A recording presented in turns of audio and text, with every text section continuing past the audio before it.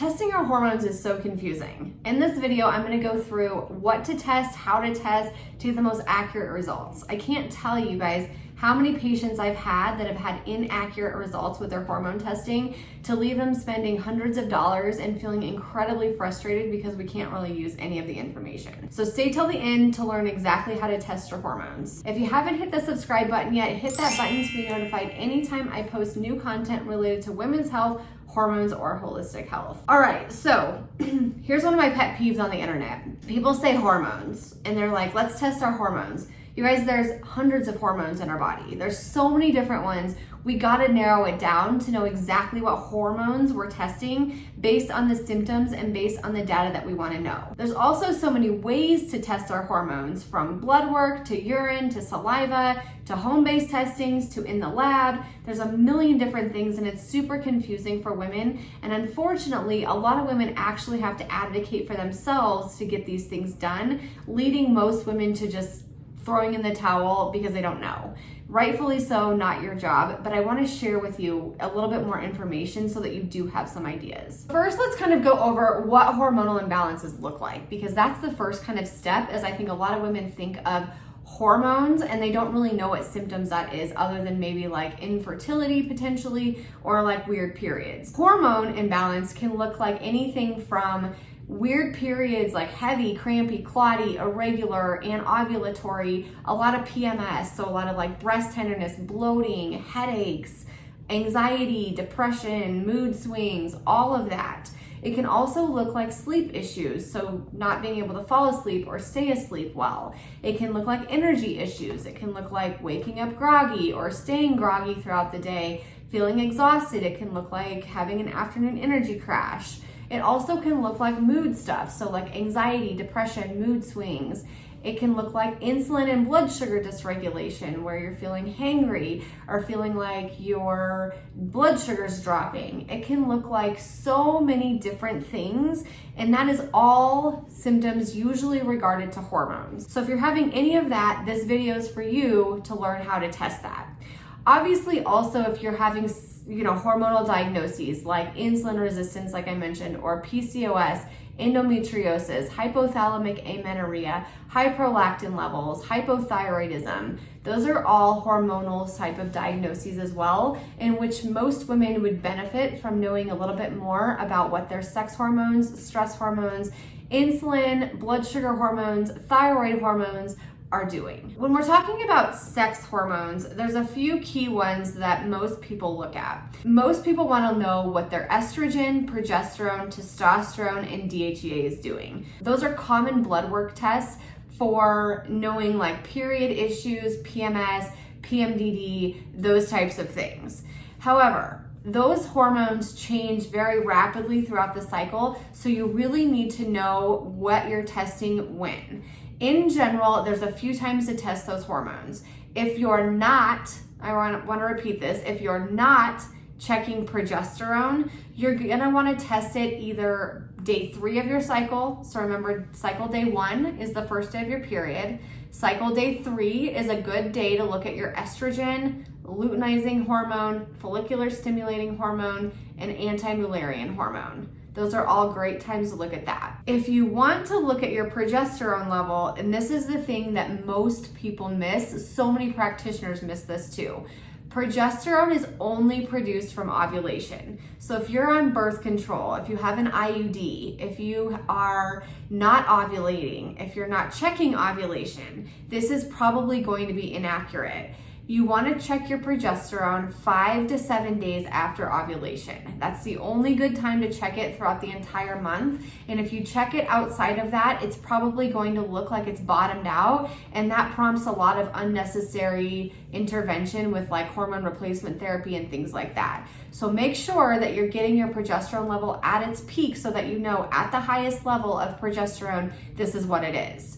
You also can check your progesterone on day 18 as well to sort of look at the ratio of estrogen to progesterone in that luteal phase, which is from ovulation to the start of your period.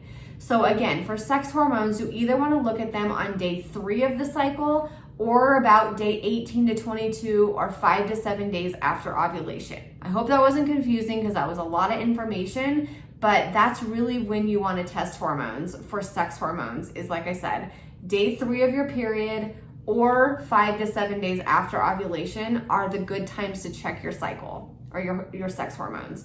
If you're not checking, then chances are things are probably not going to be super ideal on the lab work, and we're gonna have to kind of read between the lines, and maybe it won't be super accurate. Thyroid hormones really can be checked just about any time of the cycle. Some people recommend checking them in that same luteal phase as well.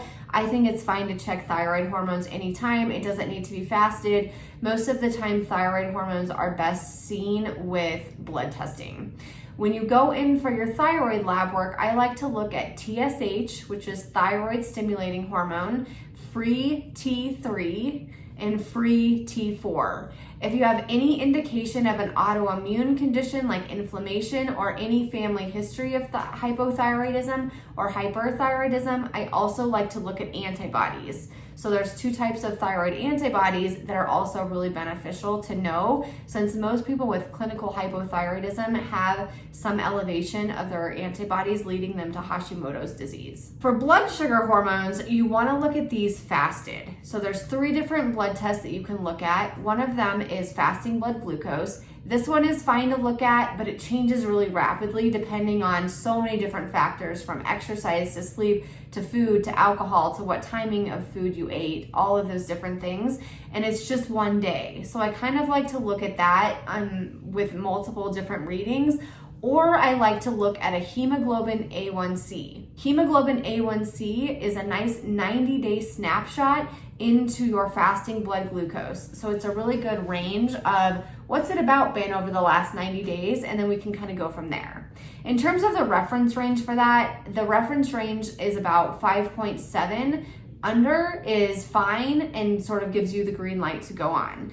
5.7 is still really high in my opinion, and closer to kind of like the pre-diabetic range. And so I really like to see that closer to about 5.0%, just to be sure. You also can look at your insulin level, which is also helpful at sort of giving you the whole picture of what your blood sugar is doing. The next hormone that I want to talk about is cortisol. Cortisol is amazing to look at, you guys. It's so interesting, especially if you're having some of the sleep problems, anxiety, feeling burnt out, feeling really low energy, having energy crashes. That is all part of like the cortisol part, circadian rhythm issues. Cortisol is really amazing to look at, but you gotta do it in the right way. Cortisol also is part of the circadian rhythm, so it's going to change all day long. In the morning when we wake up, in a normal pattern, it should be fairly low. And then from there, within 30 to 60 minutes, it elevates, called your cortisol awakening response.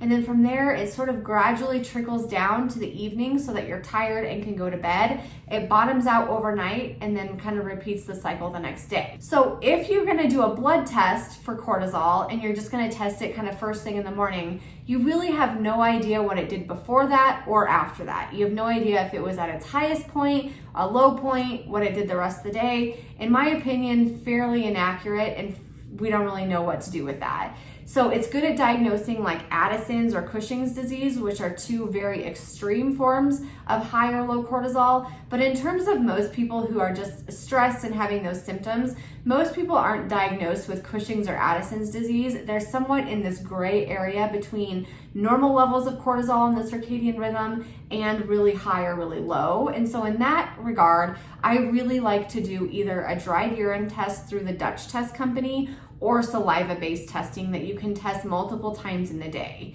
You should honestly do a cortisol test multiple times in the day to look at it at different points so that you know, okay, it was really high in the morning here, but then I really noticed a huge drop off way too fast in the afternoon. That's why I'm getting this afternoon energy crash. Or it's all over way too high or all over way too low, or it's bumping up at night, causing me to have insomnia. There's lots and lots of data we can get. And like I said, cortisol changes all throughout the day depending on lifestyle factors and your stress response. So you really do want to look at cortisol levels multiple times in the day, either through dried urine through the Dutch test company or through saliva-based testing, which can be like ZRT labs or Everlywell or Thorne company. There's a lot of different companies that will look at cortisol with you too. So that's gonna bring me to my last part of this video, which is actually talking about different types of tests. The good news here, you guys, is we are super lucky now that consumer-based testing is a thing. You can go do all of these tests, in fact, every single one of them, without a doctor's notes. I'm not opposed to working with doctors. I'm not saying you should do that.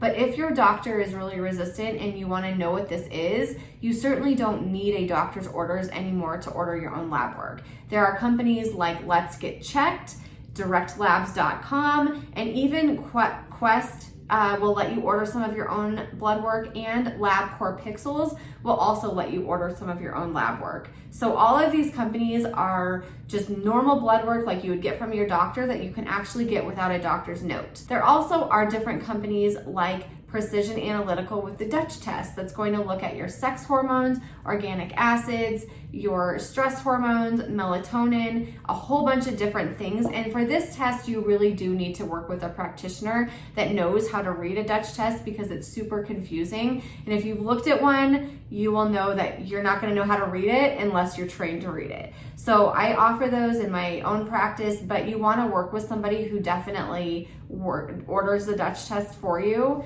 and can read it with you to get the most bang for your buck. You also can go through companies like Thorne Testing or Everlywell or Let's Get Checked again, and they will also send you home-based test kits, which are amazing because then you can do it all from home. For fertility, I also really love a company called Modern Fertility. They do a nice panel that's just a finger poke, and you can do it from home. You send it to them, and they give you all of your fertility labs. All the good ones that we would want on day 3 of your cycle, and then at day 18 with that progesterone. So these are some great options. I'm gonna leave all of these links down in the description below so that you can take a peek at them. If you have any questions, please write in the comments to me. Happy to help you. You also can come over to Holistic Health with Damron in the Facebook group and ask questions there. Lots of my patients and lots of women in that group have definitely used these tests before, and I've personally used all of them too. So that is how you're gonna wanna test hormones. It all depends on what you wanna know on which ones to test and which panels would be best, which unfortunately, again, that's why it's best to just work with somebody who can help you. You probably will spend a whole lot less money working with somebody who can be like, okay, yep, this is a panel that you need. This is the most comprehensive one for you, versus you just trying to kind of like cherry pick the ones that you wanna know. With that, I will give you the caveat, please work with somebody who's ethical and who's honest with you. A lot of these tests give kickbacks to practitioners and do different things. And so there's a lot of people that I've seen that have spent thousands and thousands of dollars on testing that is super, super unnecessary. They've done really crazy, like non-evidence-based tests, which, by the way, all of the tests I mentioned are incredibly evidence-based. And there's a lot of like fraudulent type of like kind of crappy tests out there, to be honest, about, just kind of promising things that maybe are a little bit high.